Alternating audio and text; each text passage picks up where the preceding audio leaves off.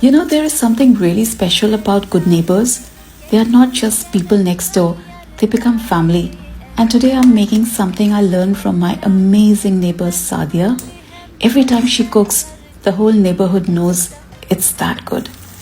It's not just about the food, it's the warmth, the little chats over the fence, the secret spice swaps, and the love that goes into every dish. Honestly, some of the best recipes do not come from the cookbooks, but from the heart of a generous neighbor.